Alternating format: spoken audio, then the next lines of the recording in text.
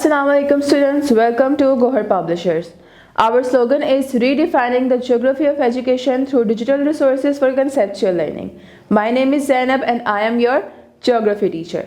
So students, as you know, we were discussing about in today's video lecture, we will be discussing about Gohar Geography grade 7 unit number 4 and that is agriculture. तो चलिए हम start करते हैं।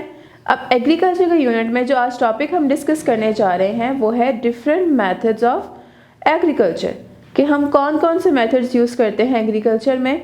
तो start करते हैं। तो students, agriculture में दो तरह के मेथड्स यूज़ किए जाते हैं। The first one is traditional method and the second one is modern method. अब हम इसको क्या कहते हैं, ट्रेडिशनल एग्रीकल्चर और मॉडर्न एग्रीकल्चर। ट्रेडिशनल एग्रीकल्चर में क्या होता है, ट्रेडिशनल एग्रीकल्चर हमारे बेसिकली रवायती तरीक़ाकार होता है काश्तकारी का या ज़राअत का, जो कि हमारे बहुत पुराने कदीम तरीक़ों से, कदीम वक्त से चलता आ रहा है।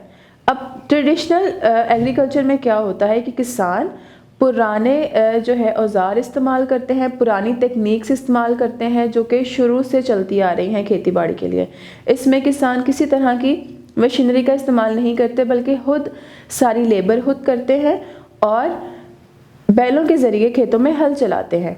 और इसका ये फ़ायदा भी होता है कि फ़सल जो है वो खालिस और कुदरती तौर पर पकाई जाती है और ना सिर्फ अच्छी और कुदरती फसल तैयार होती है बल्कि इसमें किसी भी किस्म का केमिकल का इस्तेमाल नहीं किया जाता। Now let's talk about modern agriculture. अब मॉडर्न एग्रीकल्चर में क्या है कि मॉडर्न एग्रीकल्चर में जो किसान हैं आजकल वो एक बहुत ही एडवांस किस्म की मशीनरी का इस्तेमाल करते हैं फार्मिंग के लिए, एग्रीकल्चर के लिए, और इसके साथ साथ वो डिफरेंट केमिकल्स का यूज़ करते हैं ताकि फसल को उसके टाइम से पहले या जल्द से जल्द पकाया जा सके। तो अब हम one by one in methods को डिस्कस करेंगे। तो स्टूडेंट्स, आज के वीडियो लेक्चर में हम ट्रेडिशनल मेथड्स के बारे में पढ़ेंगे। तो ट्रेडिशनल मेथड्स कौन कौन से हैं जो कि हम यूज़ कर रहे हैं। सबसे पहला जो हमारा मेथड है that is agro forestry. Agro forestry क्या होता है? एग्रो फॉरेस्ट्री ट्रेडिशनल एग्रीकल्चर का एक ऐसा तरीका है जहाँ पे खेतों में मुख्तलिफ़ किस्म के दरख्त उगाए जाते हैं, मतलब खेतों के इर्द गिर्द दरख्त उगा दिए जाते हैं और उन दरख्तों से ये फ़ायदा होता है कि वहाँ का जो एरिया का जो टेम्परेचर होता है वो भी सूटेबल रहता है, नॉर्मल रहता है, टेम्परेचर ठीक रहता है, बारिश अबांडेंटली होती है और तो और वो उस एरिया में ऑक्सीजन प्रोवाइड करने के लिए बहुत अहम साबित होते हैं। अब इन दरख्तों का ना सिर्फ ये फ़ायदा होता है कि हमारी फसल अच्छे और बेहतरीन तरीके से पक जाती है बल्कि इससे हमारी ज़मीन की ज़रख़ेज़ी भी बढ़ती है। एग्रो फॉरेस्ट्री में जो दरख्त हम काश्त करते हैं उससे हमें लकड़ी मिलती है, हमें जड़ी बूटियाँ मिलती हैं और तो और हमारी जो मिट्टी है वो इरोजन से महफूज रहती है, हमारी मिट्टी की क्वालिटी बहुत बेहतरीन हो जाती है। एग्रो फॉरेस्ट्री में ना सिर्फ मिट्टी की क्वालिटी इंक्रीज़ होती है बल्कि फार्मर्स को एक अच्छी इनकम भी मिलती है और ये हमारे माहौल को बेहतरीन बनाने के साथ साथ हमारी प्रोडक्टिविटी और हमारी सोशली और इकोनॉमिकली तौर पे बहुत हेल्प करती है। Now students, let's move toward our next method that is crop rotation. अब आपको नाम से ही पता चल रहा होगा क्रॉप रोटेशन क्या है। क्रॉप रोटेशन का मतलब होता है फसलों की गर्दिश, कि एक टाइम पे डिफरेंट फसलें उगाई जाएं, मतलब एक एरिया में मौसम के हिसाब से डिफरेंट फसलों की काश्तकारी की जाए।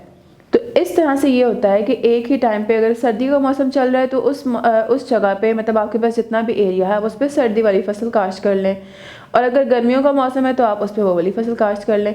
इससे ये होता है कि ज़मीन की ज़रख़ेज़ी बरकरार रहती है, कीड़े मकोड़े जो है वो मर जाते हैं और बीमारियां बहुत ज़्यादा कम होती हैं और फसलों की काश्तकारी बहुत बेहतरीन तरीके से हो जाती है।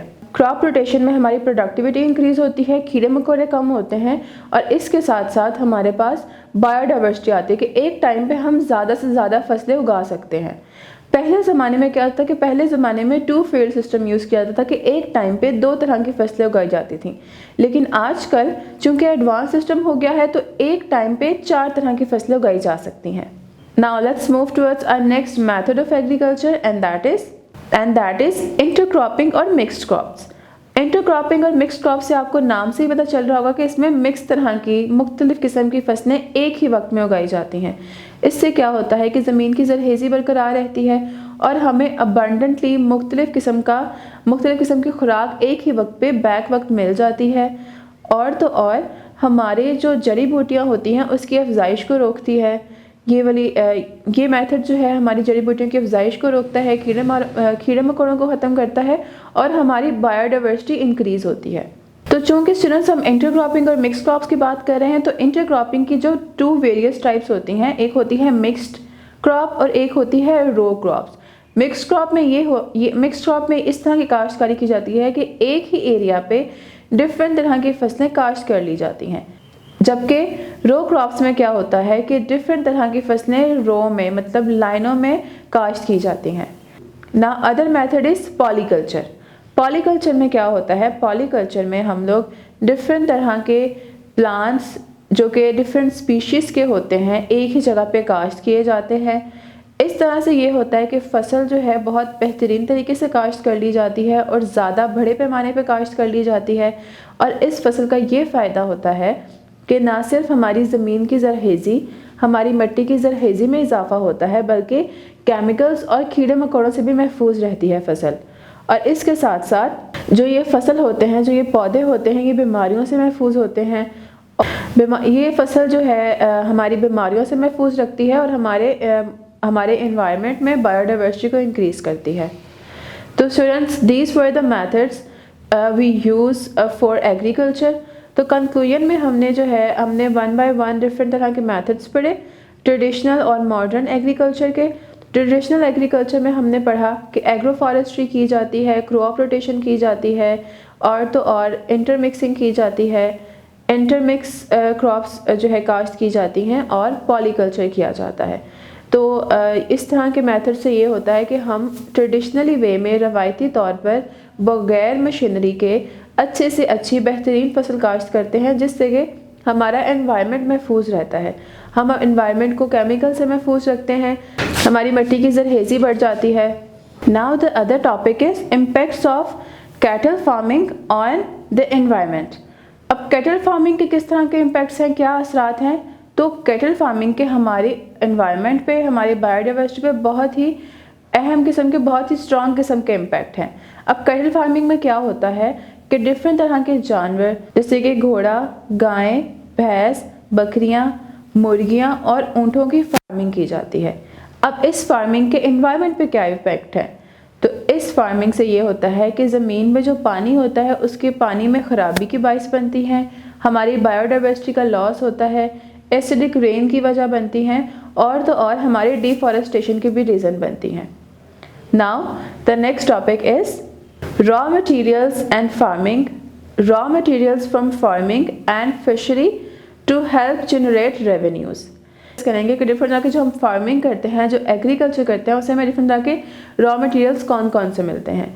तो जो कि हम एग्रीकल्चर करते हैं, इससे ना सिर्फ हमें खुराक की फसलें मिलती हैं, बल्कि इससे हमें मुख्तलिफ तरह के रॉ मटेरियल मिलता है, जिसमें हमारा दरख्त एग्रीकल्चर के दौरान जब हम काश्तकारी करते हैं डिफरेंट फसलों की, तो जो हमें रॉ मटेरियल मिलता है ना सिर्फ वो खुराक बेस्ड होता है, बल्कि वो हमें डिफरेंट रोज़मर्रा के काम में भी इस्तेमाल होता है। तो जो हमें रॉ मटेरियल मिलता है वो कौन कौन सा होता है, जैसे कि दरख्तों से हमें लकड़ियाँ मिलती हैं, जड़ी बूटियाँ मिलती हैं, डिफरेंट तरह के श्रब्स मिलते हैं, एनिमल्स होते हैं जो कि फर बेरिंग एनिमल्स होते हैं वो हमें मिलते हैं और इनको हम अपने डिफरेंट कामों में यूज़ करते हैं। और जो हम अपने डेली लाइफ में रॉ मटेरियल यूज़ करते हैं, जैसे कि कॉटन से हमें कपड़ा मिलता है, वो कपड़ा हम अपने डेली लाइफ में पहनने के लिए इस्तेमाल करते हैं। और हमें बीज मिलते हैं, उससे हम ऑयल तेल बनाते हैं।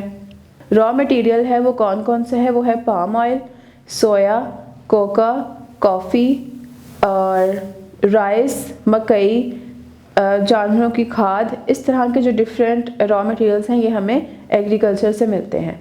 Now let's talk about raw materials from farming and fishery. इसमें हम क्या करेंगे कि जो भी हमें रॉ मटेरियल मिलता है वो ना सिर्फ हमारी खुराक में मदद करता है, बल्कि हमें रोज़मर्रा के कामों में भी हेल्प आउट करता है। रोज़मर्रा के चीज़ों के लिए हम उसे इस्तेमाल करते हैं।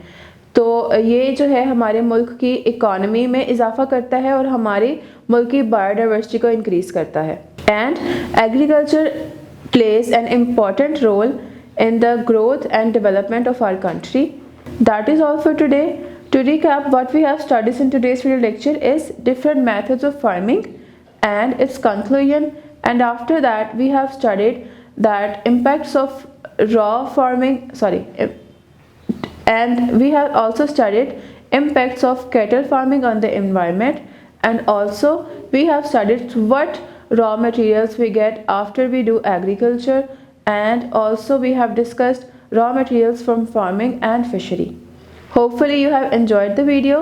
Now we will see you in another video. तब तक के लिए अपना बहुत ख्याल रखें। अल्लाह हाफिज़।